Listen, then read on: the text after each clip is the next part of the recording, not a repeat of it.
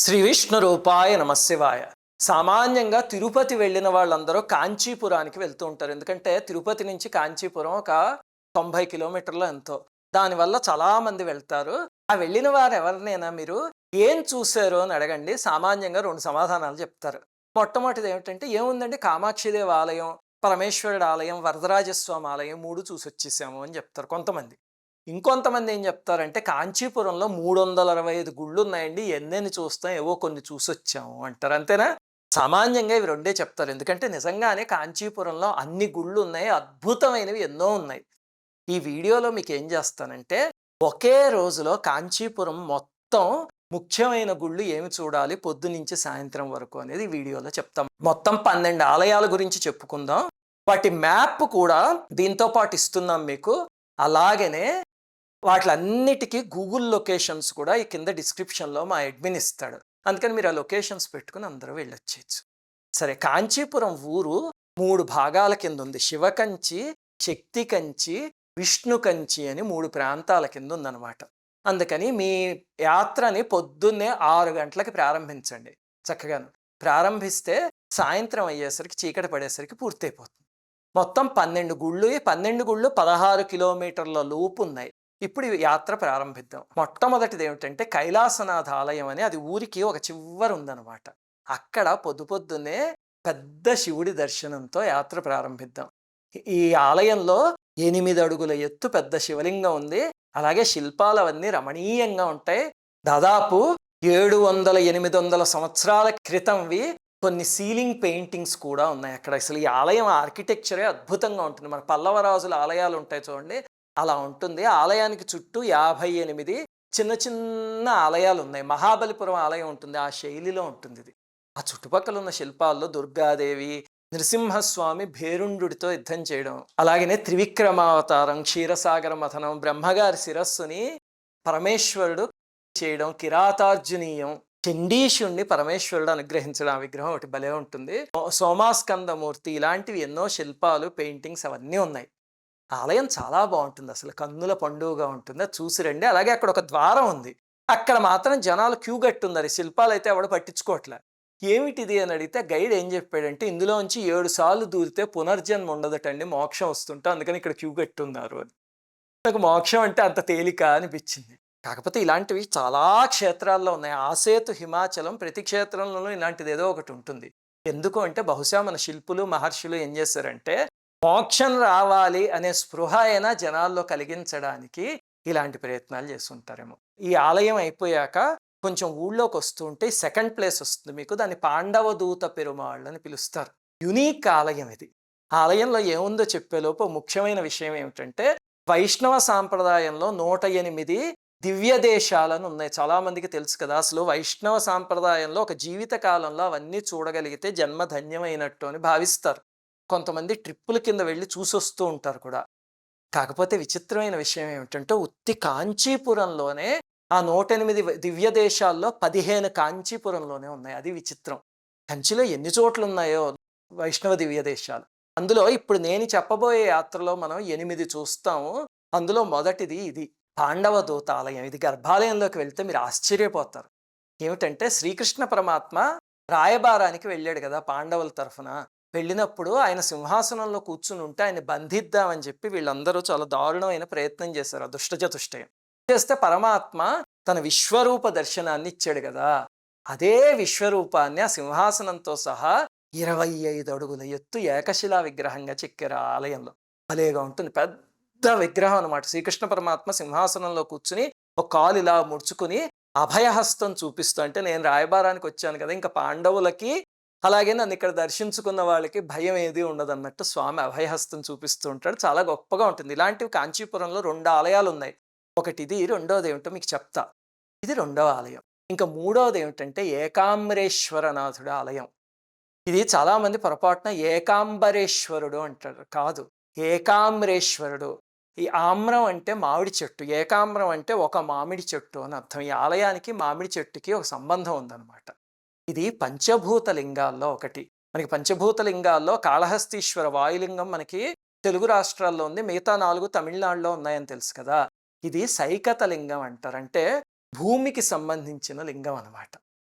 దీని వెనకాల ఒక కథ ఉంది. ఏమిటంటే పార్వతీదేవి ఒకసారి పొరపాటున పరమేశ్వరుడి కన్నులు మూసేసరికి జగం అంతా చీకటైపోయింది. అప్పుడు ఆ తల్లి అయ్యో! నేను తప్పు చేశాను. దీనికి ప్రాయశ్చిత్తంగా తపస్సు చేస్తాను అని చెప్పి భూమి మీదకి దిగొచ్చింది. దిగొచ్చిన తల్లి మళ్ళీ పరమేశ్వరుడి దగ్గరికి చేరుకోవడానికి తపస్సు చేసింది. ఇది మీకు అరుణాచలం చరిత్రలో కూడా చెప్పా. ఆ కిందకొచ్చినప్పుడు అమ్మవారు తపస్సు చేసిన ప్రదేశాలు తమిళనాడు ప్రాంతంలో చాలా ఉన్నాయి. అందులో మొట్టమొదటి కాంచీపురంలో ఒక చెట్టు దగ్గర మామిడి చెట్టు కింద కూర్చుని అమ్మవారు తపస్సు చేశారు. అయితే అమ్మవారు ఏం చేశారు, మట్టితో శివలింగాన్ని తయారు చేసి పృథ్వీలింగాన్ని అక్కడ కూర్చుని తపస్సు చేసుకోవడం మొదలుపెట్టి రోజు ఆ లింగాన్ని ప్రేమించటం. అయితే పరమేశ్వరుడు ఒకసారి పరీక్ష పెడదాం ఉండు అని చెప్పి వరదలు తీసుకొచ్చాడు. తీసుకొచ్చేసరికి అయ్యో ఆ పృథ్వీలింగం ఎక్కడ కొట్టుకుపోతుందో అని అమ్మవారు వెళ్ళి గట్టిగా కౌగిలించేసుకున్నారు ఆ లింగాన్ని. దీన్నే శంకరాచార్యుల వారు శివాలింగితం అంటారు. అంటే ఈ లింగం మామూలుది కాదు, శివ అంటే పార్వతీదేవి చేత ఆలింగనం చేసుకోబడిన లింగము అని. అలా అమ్మవారు ఆలింగనం చేసుకున్నప్పుడు ఆవిడ వక్షస్థలము నగల గుర్తులు కూడా శివలింగం మీద పడ్డాయి. అవి ఇప్పటికీ ఉన్నాయి.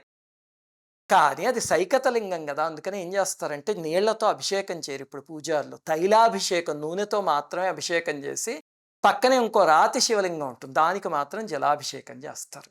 ఈ ఆలయంలో పంచభూత లింగాల్లో పరమేశ్వరుణ్ణి చూడండి. తరువాత పక్కనే అమ్మవారు తపస్సు చేసిన మామిడి చెట్టు కూడా ఉంది. చాలా విశేషం అది. దానికి 4 పెద్ద కొమ్మలు ఉంటాయి. ఆ 4 కొమ్మలు 4 వేదాలకి ప్రతీక. ఒక్కో కొమ్మకి ఉన్న పండు ఒక్కొక్క రుచిలో ఉంటుంది. అలాగే విచిత్రమైనది ఏమిటంటే 365 రోజులు కూడా మామిడి చెట్టుకి కనీసం ఒక పండేనా ఉంటుంది. నాకు ఇది చెప్తుంటే గుర్తొచ్చింది. ఏమిటంటే నేను చిన్నప్పుడు చదువుకునేటప్పుడు మా నాన్నగారు కాంచీపురం తీసుకువెళ్ళారు మమ్మల్ని. తీసుకువెళితే అప్పుడు ఈ సైంటిఫిక్ టెంపరమెంట్ ఉండేదనమాట. స్కూల్లో ఉన్న టీచర్లు అలాంటి వాళ్ళందరూ చెప్తే ఇంట్లో పూజలు అవి చేసినా సరే ఈ టెంపరమెంట్ ఉండేది. అయితే ఏమిటంటే మా నాన్నగారు అక్కడికి వెళ్ళగానే ఇది చెప్పారు, మా చెట్టుకి 365 రోజులు ఒక పండేనా ఉంటుంది అని. అంటే నేను అన్నా ఆఫ్ సీజన్ నాన్నగారు, అది నవంబరో డిసెంబర్ నెల అనుకుంటున్నా గుర్తున్నంత వరకు. ఇప్పుడు ఎక్కడి నుంచి ఉంటుందండి మామిడి పండు, ఏదో అలా చెప్పేస్తారు కానీ చూడండి పైన ఎక్కడ ఒక్క పండు కూడా లేదు అన్న. ఆయన కూడా చుట్టూ తిరిగి చూసి ఏమోరా అలా చెప్పారు అని, సరే అని అక్కడ కూర్చుని లలితా సహస్రనామం చేసుకుందామని ప్రారంభించారు. విచిత్రం, శ్రీ శివ శివశక్త్యైక్య రూపిణి శ్రీ లలితాంబిక అని పూర్తయిందో లేదో ఆయన ఒళ్ళో వచ్చి ఇంత మామిడి పండు పడింది. అది ఇంత చిన్న పిందెలా ఉంది అది ఉండడం, కానీ పసుపచ్చ రంగులో పండిపోయిందనమాట, చిన్నది. మా నాన్నగారు చూసేవారు అమ్మవారు ఇచ్చారు అన్నారు. చక్కగా ఆ పండుని అందరం కోసుకు తిన్నాము.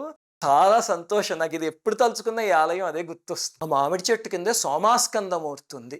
చాలా విశేషమైన వృక్షం. గుర్తుపెట్టుకోండి, ఎప్పుడో పురాణ కాలానికి సంబంధించిన చెట్టు కొన్ని శతాబ్దాల క్రితం పడిపోయింది. దాని స్థానంలో ఇంకొక చెట్టు దాని సంతతి వచ్చిందనమాట. ఆ పడిపోయిన చెట్టు బెరడ్ని వీళ్ళు ఏం చేశారంటే శివాలయంలోకి వెళ్తూ ఉంటే గర్భాలయానికి ముందు అంతరాలయం దగ్గర ఎడం వైపు ఒక షోకేస్ లాంటిది కట్టి అందులో పెట్టారు. అందుకని అది కూడా నమస్కారం చేసుకుని అప్పుడు ఈ చెట్టుని దర్శనం చేసుకోండి. ఈ ఆలయం చాలా విశేషం. అసలు 30 ఎకరాల పెద్ద ఆలయం, పెద్ద పెద్ద గోపురాలు, శివలింగాలు, ఎన్ని విశేషాలు ఉన్నాయో. గోపురానికైతే తుపాకీ గుళ్లతో కన్నాలు పడిన ఉంటాయి. గైడ్ని అడిగితే చూపిస్తారు. ఎందుకంటే బ్రిటిష్ వాళ్ళు యుద్ధ సమయంలో ఈ ఆలయాన్ని గోపురాన్ని కోటలా వాడేశారట. వాళ్ళకేం తెలుసు దౌర్భాగ్యులు అక్కడున్న విశేషం ఏమిటోను. అవన్నీ చూస్తే కనిపిస్తాయి. చరిత్ర ఉంటుంది, పురాణం ఉంటుంది ఇక్కడ. అలాగనే సహస్రలింగం అని ఒకటి ఉంది. ఒకే లింగంలో 1008 చిన్న చిన్న లింగాలు ఉన్న పెద్ద లింగం అనమాట, సహస్రలింగం అంటారు. అదొకటి చూడండి. అలాగే ఈ ఆలయంలో ఒక నారాయణుడు ఉన్నాడు, నీలత్తింగల్ తుండత్తాన్ అని. ఆ నారాయణుడు 108 దివ్య దేశాల్లో ఇదొకటి. తప్పకుండా దర్శించుకోండి. సరే, ఈ ఆలయం దగ్గరే ఇంకొక చిన్న విశేషం ఉంది, మీకు ఓపిక ఉంటే వెళ్ళండి. ఏమిటంటే ఈ ఆలయానికి ఒక 100 మీటర్స్ దూరంలో పరమాచార్య స్వామి ప్రతిష్ఠించిన అనంత పద్మనాభ స్వామి ఆలయం ఉంది. లింగప్పన్ వీధి అని ఆలయానికి ముందే ఉంటుంది, అక్కడ ఉందన్నమాట. అదొక సన్న ఇరుకు సందులో ఉంటుంది. గతంలో మీకు ఒక వీడియోలో చెప్పా, పరమాచార్య స్వామికి చాలా విచిత్రమైన పరిస్థితుల్లో ఒక అనంత పద్మనాభ స్వామి దొరికితే శుభ్రం చేయించి అక్కడ పెట్టారు అని. ఆ వీడియో లింక్ కావాలంటే కింద ఇస్తాం, చూడండి. చూస్తే మీరు ఆలయానికి తప్పకుండా వెళ్తారు, అంత అద్భుతమైన లీలది. కానీ ఆలయాన్ని వెతకడం చాలా కష్టం, అందుకని దాని గూగుల్ మ్యాప్స్ లింక్ కూడా కింద డిస్క్రిప్షన్లో ఇస్తాం. ఇంకా 4వది, మీరు ఇక్కడి నుంచి బయలుదేరి కామాక్షి అమ్మవారి ఆలయానికి వెళ్తూ ఉంటే మధ్యలో కామకోటి పీఠం వస్తుంది. ఇదే కంచి కామకోటి పీఠం. మనకి శంకరాచార్యుల వారు 4 ఆమ్నాయ పీఠాలు పెట్టారు కదా 4 దిక్కుల్లోనూ. ఆ 4టి తర్వాత మళ్ళీ అంత ముఖ్యమైన శంకరాచార్యుల వారి పీఠం ఇది. ఇప్పటికి దాదాపు 70 మంది పీఠాధిపతులు పరిపాలించారు. అందులో మనం నడిచే దేవుడు అని చెప్పుకునే పరమాచార్య స్వామి దశాబ్దాల పాటు నడయాడిన కామకోటి పీఠం. అది పునీతమైన పీఠం. ఇది ఏకాంబరేశ్వర ఆలయానికి, కామాక్షి దేవాలయానికి మధ్యలో ఉంటుంది. అక్కడ పరమాచార్య స్వామి అధిష్టానం, అంటే వారి సమాధి ఉంది. వారి పక్కనే జయేంద్ర సరస్వతి స్వామి సమాధి కూడా ఉంది. అలాగే ఇప్పుడున్న విజయేంద్ర సరస్వతి స్వామి వారు ఉన్నారు కదా, వారు అక్కడ ఉంటారు. చంద్రమౌళీశ్వర పూజ కూడా చేస్తూ ఉంటారు. వారు ఊర్లో ఉంటే కనుక ఒక ఎత్తైన వేదిక మీద చేస్తారు. శృంగేరిలో మనం చంద్రమౌళీశ్వర పూజ చూస్తాం. అలాగనే ఇక్కడ కూడా చూడొచ్చు. ఈ మఠంలోనే పరమాచార్య స్వామిది ఒక మైనపు విగ్రహం ఉంటుంది. వారు ఒక రకంగా కూర్చునేవారు పరమాచార్య స్వామి. ఆ విగ్రహాన్ని పొరపాటున ఎవరైనా చూసారంటే పరమాచార్య స్వామి అనుకుంటారు. అంత రియలిస్టిక్ గా ఉంటుంది. దగ్గరికి వెళ్ళి చూస్తే తప్ప తెలియదు అనమాట. ఉలిక్కి పడతారు. అలా ఉంటుంది. అది కూడా దర్శనం చేసుకోండి. ఇంకా ఐదవది ఏమిటంటే అక్కడి నుంచి కొంచెం ముందుకు వస్తే కుమారకొట్టం అని ఒక ప్రదేశం ఉంది. అక్కడ సుబ్రహ్మణ్య ఆలయం ఉంది. తప్పకుండా దర్శించుకోవాల్సిన ఐదవ ప్రదేశం ఇది. ఇది విచిత్రం ఏమిటంటే ఇటుపక్క శివాలయం, ఇటుపక్క అమ్మవారి ఆలయం, మధ్యలో కుమారస్వామి. అంటే ఆకాశంలో గూగుల్ మ్యాప్స్లో చూస్తే సోమాస్కందమూర్తిలాగా కనిపిస్తుంది మనకి. ఇది ఇంతకీ ఆలయం గొప్పతనం ఏమిటి అంటే ఇవన్నీ కూడా సామాన్యమైన ఆలయాలు కాదు. భగవంతుడు అక్కడ వెలసిన ఆలయాలు. ఒకసారి బ్రహ్మగారు కైలాసానికి వస్తే ఆయనకి ప్రణవార్థం ఏమిటో తెలియదు అని కుమారస్వామి అపహాస్యం చేసి ఆయన బంధించేట. బంధిస్తే అప్పుడు వాళ్ళ నాన్నగారు పరమేశ్వరుడు వెళ్ళి ఆయన తప్పు అలా చేయొచ్చా, ఆయన ఎంత పెద్దవారు, బ్రహ్మగారు అంటేనో ఆయనకి తెలియని ఉంటాయా, నీకు ఆయన చెప్తే అర్థం కాలేదేమో అని మందలిస్తే అప్పుడు పశ్చాత్తాపంతో స్వామి కిందకి వచ్చి అక్కడ తపస్సు చేశాడు 2 ప్రదేశాల్లో. ఒకటేమో ఇక్కడ కుమారకొట్టం దగ్గర, రెండోది స్వామిమలై అని ఒక క్షేత్రం ఉంది తమిళనాడు. అక్కడ తపస్సు చేశాడు స్వామి. ఇక్కడ ఆలయంలో విచిత్రంగా స్వామి రుద్రాక్షలు కమండలం ధరించి తపస్సు చేసిన ప్రదేశం కదా, అందుకని ఆ రూపంలో ఉంటాడు. అలాగనే స్కాంద పురాణం అనేది అసలు వెలుగులోకి వచ్చింది ఇక్కడ శివాచార్య అనే ఒక మహనీయుల ద్వారా వెలుగులోకి వచ్చింది. ఈ ఆలయం తప్పకుండా దర్శించుకోండి. ఇంకా ఇక్కడి నుంచి మనం వెళ్ళే 6వ ఆలయం కాంచీపురానికే ప్రధానమైనది, విశ్వానికే నాభి లాంటిది కామాక్షి దేవాలయం. కానీ కామాక్షి దేవాలయం గురించి ఇలా ఒక చిన్న వీడియోలో చెప్పేసుకుంటే అయిపోతుంది. అందులో చూడాల్సినవి ఎన్ని ఉన్నాయో. అందుకని 6వది కామాక్షి దేవి ఆలయానికి వెళ్ళినా సరే ఇంకొక వీడియో చూసి అప్పుడు వెళ్ళండి. దీని తర్వాత ఇంకో వీడియోలో విశేషాలు, అక్కడ ఉన్న రహస్యాలన్నీ చెప్తాం. మనం మామూలుగా వెళ్ళొచ్చేస్తాం, ఎన్నున్నాయో కామాక్షి దేవి ఆలయంలో విశేషాలు. ఇంకా 7వది కచ్చపేశ్వర స్వామి ఆలయము అని, ఇది కామాక్షి ఆలయానికి దగ్గరలోనే ఉంది. ఇదేమిటండి అంటే క్షీరసాగర మథనంలో స్వామి కూర్మ స్వరూపంలో వచ్చి మందరగిరిని మోసాడు. అది మనందరికీ తెలుసు కదా. ఆ తరువాత విష్ణుమూర్తి వచ్చి తపస్సు చేసిన ప్రదేశం ఇది అని స్థల పురాణం. ఆయన తపస్సు చేస్తే పరమేశ్వరుడికి చేస్తాడు, పరమేశ్వరుడు చేస్తే విష్ణువుకి చేస్తారు. ఎందుకంటే వాళ్ళిద్దరూ అభిన్నమైన స్వరూపాలు. దాంతో అక్కడ శ్రీ మహావిష్ణువు ఒక శివలింగాన్ని ప్రతిష్ఠించారు అని స్థల పురాణం చెప్తుంది. ఆయన ప్రతిష్ఠించిన లింగమే కచ్చపేశ్వర లింగం. ఇది కూడా చాలా పెద్ద ఆలయము, 5 ఎకరాల ఆలయం, చాలా బాగుంటుంది. ఇది చూడండి. ఇంకా 8వది ఏమిటంటే విచిత్రమైనది చిత్రగుప్త ఆలయం. ఇది కూడా కామాక్షి ఆలయానికి కొంచెం దగ్గరే. చిత్రగుప్తుడి ఆలయాలు సామాన్యంగా ఉండవు కదా, చాలా అరుదైన ఆలయాల్లో ఇదొకటి. ఇక్కడ చిత్రగుప్తుల వారు కలం పట్టుకుని తాళపత్ర గ్రంథాలు పట్టుకుని రాసే భంగిమలో ఉంటారు. ఆయన్ని పూజిస్తే భోగభాగ్యాలు కలుగుతాయి, అలాగే అకాల మృత్యు ఏదైనా ఉంటే అది పోతుంది అని స్థల పురాణం చెప్తుంది. అసలు పౌర్ణమి రోజు అయితే ఇసుకేస్తే రాళ్ళంతమంది జనం వచ్చి స్వామిని దర్శించుకుంటారు. విచిత్రం, ఒక 100 ఏళ్ల క్రితం అక్కడ తవ్వకాలు తవ్వుతూ ఉంటే చిత్రగుప్తుడు కర్ణికాదేవి అని ఆయన భార్య శక్తితో ఉన్న పంచలోహమూర్తి ఒకటి దొరికింది అక్కడ. అప్పుడు ఆలయాన్ని పునర్నిర్మించి ఆ విగ్రహాన్ని తీసుకువెళ్ళి ఆలయంలో పెట్టారనమాట. చాలా గొప్పగా ఉంటుంది. అది కూడా చూడాల్సిన ఆలయం. ఇంకా 9వ ప్రదేశం అపూర్వమైన ఆలయం ఉలగలంద పెరుమాళ్ళు అంటారు. అంటే ప్రపంచాన్నే కొలిచిన విష్ణువు అని. ఎవరు ప్రపంచాన్ని కొలిచిన ఆయన? వామనమూర్తి. అమ్మో, ఎంత అద్భుతమైన ఆలయం! అందులో విశేషం ఉంది, చెప్తా. చెప్పేందుకు ముందు ఇందాక చెప్పాను కదా 108 దివ్య దేశాల్లో కాంచీపురంలోనే ఎన్నో ఉన్నాయని. ఈ ఆలయంలోనే 4 దివ్య దేశాలు ఉన్నాయి. ఒకే కాంపౌండ్లో 4 ఉన్నాయి. మీరు గర్భాలయంలోకి వెళ్తే ఆశ్చర్యపోతారు. 30 అడుగుల ఎత్తు విరాట్ స్వరూపం వామనమూర్తి. ఒక కాలు ఆకాశంలోకి, ఒక కాలు బలిచక్రవర్తి తల మీద పెట్టి ఏకశిలామూర్తి, త్రివిక్రమమూర్తి. ఎంత అద్భుతంగా ఉంటుందో. ఒకవేళ ఆకాశం కేసి చూపిస్తూ ఉంటాడు స్వామి. ఇంకొక చేత్తో 3వ అడుగు ఎక్కడా అని అడుగుతాడు అనమాట. బలి చక్రవర్తి తలపైన ఉంటుంది, ఆ తలే మనంత పెద్దది ఉంటుంది ఏకంగాను. అలాగనే ఆ కాలు పైకెత్తిన కాలు నుంచి రెండో కాలుకి పంచె మడతలు, దానికి ఉన్న గంటలు, అవన్నీ కూడా ఎంత రమణీయంగా చెక్కారో. మా చిన్నప్పుడు కాగడాల వెలుగులో చూపించేవారు. పెద్ద కర్రకి బట్ట చుట్టి నూనెలో ముంచి వెలిగించి ఆ మూర్తిని పైనుంచి కిందకి చూపించేవారు. ఇప్పుడైతే లైట్లు అవి వచ్చేసాయి. అపూర్వమైన అనుభూతి కలుగుతుంది. ఆ మూర్తిని చూస్తే తప్పక చూడండి. బ్రహ్మోత్సవాలప్పుడైతే అసలు ఆ స్వామిని అలంకరిస్తారు. అంత పెద్ద మూర్తిని 2 కళ్ళు సరిపోవు. ఇదిగో ఇక్కడ చూపిస్తున్న ఫోటో అదే. తప్పకుండా చూడాల్సిన ఆలయం. అలాగనే 108 దివ్య దేశాల్లో 4 ఇందులోనే ఉన్నాయని చెప్పాను కదా! ఒకటేమో ఈ మూల విరాట్. ఇంకొక 3 ఈ ఆలయంలోనే ఉపాలయాల్లో ఉన్నాయి. అక్కడ ఎవరైనా అర్చక స్వామిని అడిగితే వాళ్ళు చూపిస్తారు. 3 ఆలయంలోనే ఉన్నాయి. అలాగనే ఒకసారి బలిచక్రవర్తి సర్పరూపంలో ఈ ఆలయానికొచ్చి స్వామిని దర్శించుకున్నట్ట. అప్పుడక్కడ వెలిసాడు అని చెప్తారు. లోపలికి వెళ్తూ ఉంటే ఎడం వైపు గూట్లో ఆ సర్పం ఉంటుంది. సంతానం కావాల్సిన వాళ్ళు ఆ సర్పాన్ని ఆరాధిస్తే పొందిన వాళ్ళు ఎంతో మంది ఉన్నారు అని ఆ కాంచీపురంలో చెప్తూ ఉంటారు. ఆయనకు కూడా నమస్కారం చేసుకోండి. ఇంకా 10వది వైకుంఠ పెరుమాళ్ళ ఆలయం. దాన్నే విన్నగరం విష్ణు నివాసం అని పిలుస్తారు. ఇది కూడా 108 దివ్య దేశాల్లో ఒకటి. చాలా విచిత్రమైన ఆలయం ఇది. ఏమిటండి అందులో విచిత్రం అంటే, పైనుంచి చూడటానికి ఇదిగో మామూలు ఆలయంలా కనిపిస్తుంది కదా! కానీ ఇందులో 3 అంతస్తులు ఉన్నాయి. లోపలికి వెళితే దాని మెట్లు కనిపిస్తాయి. 3 గర్భాలయాలు ఒకదాని పైన ఒకటి ఉంటాయి. బయటికి మెట్లు కనిపించవు, లోపల నుంచి ఉంటాయి. కిందాలయంలో విష్ణుమూర్తి నిలబడి ఉంటాడు. మధ్యాలయంలో స్వామి పడుకుని పైనాలయంలో కూర్చుని ఉంటారు. కానీ పైనాలయం మాత్రం కేవలం వైకుంఠ ఏకాదశి రోజు మాత్రమే తెరుస్తారు. సంవత్సరానికి ఒకే రోజు. ఆ రోజు ఆ స్వామిని దర్శించుకోవడానికి జనం పోటెత్తిపోతారు.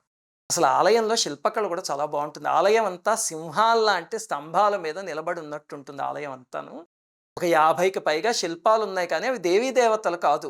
నేను చాలాసేపు అది ఏమి కథలా అని ఎంతోసేపు ప్రయత్నించి అర్థం చేసుకోవడానికి. ఆ తర్వాత ఎవరో ఒక పెద్ద ఆయన చెప్పారు, అవి పురాణ కథలు కాదండి, పల్లవుల యుద్ధాలు అవన్నీ చెక్కారు అక్కడ అని. అప్పుడు అర్థమైంది అదేమిటో.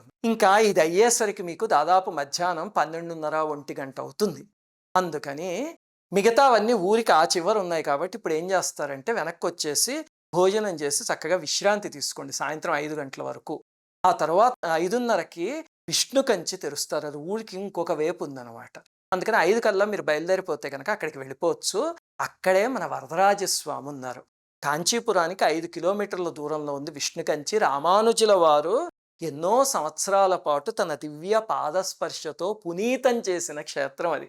అమ్మో, వైష్ణవ సాంప్రదాయంలో శ్రీరంగము, కాంచీపురం ఇలాంటివి మాటల్లో చెప్పలేము, అంత పవిత్రమైనవి. ఇది కూడా ఇప్పటికిప్పుడు చెప్పేయడానికి కుదరదు. అక్కడ చూడవలసినవి ఎన్నో ఉన్నాయి కాబట్టి ఇంకొక వీడియోలో చెప్తా. కానీ మీరు కాంచీపురం అనగానే బంగారపు బల్లి, వెండి బల్లి అంటారు. అవన్నీ కూడా ఈ ఆలయంలోనే ఉన్నాయి. ఇంకొక వీడియోలో వివరంగా చెప్తా దీని గురించి. అలాగే ఈ ఆలయానికి వెళ్ళిన వాళ్ళు ఏం చేస్తారంటే, ఈ ఆలయానికి జస్ట్ 1 కిలోమీటర్ దూరంలో యథోక్తకార్య ఆలయం అని ఉంది. చాలా విచిత్రమైన ఆలయం. మీకు ఆళ్వార్ల చరిత్రలు చెప్తూ అందులో తిరుమలిసే ఆళ్వార్ అని ఒక మహానుభావుడికి కథ చెప్పాను. వారిని ఒకసారి ఒక రాజుగారు వారిని వారి శిష్యుల్ని బయటికి పంపించేసరికి అక్కడున్న విగ్రహాలన్నీ వాళ్ళ వెనకాలే వెళ్ళిపోయాయి అని చెప్పాను కదా. ఒరుక్కాయ్ అని, ఒరియిరువ ఇరుక్కాయ్ అనే ప్రదేశానికి వెళ్ళిపోయావన్నీ. తర్వాత రాజు బతిమాలుకుంటే గురు శిష్యులు వచ్చారు. వాళ్ళతో పాటు ఆ విగ్రహాలన్నీ కూడా మళ్ళీ వెనక్కి నడుచుకుంటూ వచ్చి, అప్పుడు విష్ణుమూర్తి, నేను ఇందాకడ దాకా ఇలా పడుకున్నాను కదా, దీనికి వ్యతిరేక దిశలో పడుకుంటాను. ఎందుకంటే ఎవరైనా ఈ విగ్రహం ఇలా ఉందేమిటి అనుకుంటే అప్పుడు నా భక్తుడి చరిత్ర తలుచుకోవాలి అని చెప్పి స్వామి అలా పడుకున్నారు. ఆపోజిట్ డైరెక్షన్లో ఉంటుందన్నమాట. చాలా విచిత్రమైన దివ్య దేశం అది.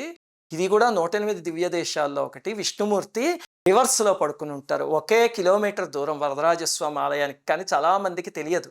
దాని లింక్ కూడా కింద డిస్క్రిప్షన్లో ఇస్తాం, వెళ్ళి దర్శనం చేసుకురండి. ఇంకా ఆఖరిది మన యాత్రలో 12వ ప్రదేశం. ఇప్పటికే మీకు సూర్యాస్తమయం అయిపోతూ ఉంటుంది. సమయం ఉంటే ఏం చేస్తారంటే, ఇక్కడి నుంచి ఇంకొక 8 కిలోమీటర్ల దూరంలో పరమాచార్య మణిమండపం అని ఉంది. ఇప్పటిదాకా నేను చెప్పినవన్నీ పురాణానికి సంబంధించిన ఆలయాలు. ఇదొకటి మాత్రం ఈ మధ్య కట్టారు, ఒక దశాబ్ద కాలానికి ముందనమాట. ఇదేమిటి అంటే, పరమాచార్య స్వామి 100 సంవత్సరాల పాటు జీవించిన మహనీయులు. అందుకని వారికి గుర్తుగా 100 అడుగుల గోపురం, 100 స్తంభాలతో ఒక అద్భుతమైన ఆలయం అది. పరమాచార్యుల వారి శిష్యుడు ఒక ఆయన, ప్రదోషం మామ అని ఒక ఆయన ఉండేవారు. ప్రతి మాసంలో మాస ప్రదోషం వస్తుంది కదా, అప్పుడు వచ్చి పరమాచార్యని దర్శించుకునేవారు. చాలా పేద ఆయన. ఆయన ఒకసారి సంకల్పిస్తే ఆయన చేతిలో 1000 రూపాయలు ఉన్నాయి. దాంతోనే కడదాము అని ప్రారంభించేసరికి విచిత్రంగా ఎంఎస్ సుబ్బులక్ష్మి గారు ఇంకా చాలా మంది ముందుకొచ్చి విరాళాలు ఇస్తే అద్భుతమైన ఆలయం తయారైంది. ఆలయం గొప్పతనం ఏమిటంటే, పద్మశ్రీ గణపతి స్థపతి కట్టారు. ఎక్కడ సిమెంటు, ఇనుము అలాంటివి ఏం వాడలే. పూర్వకాలం తంజావూరు ఆలయం అలాంటివి ఎలా ఉంటాయో అలాంటి సాంప్రదాయంలో కట్టిన ఆలయం.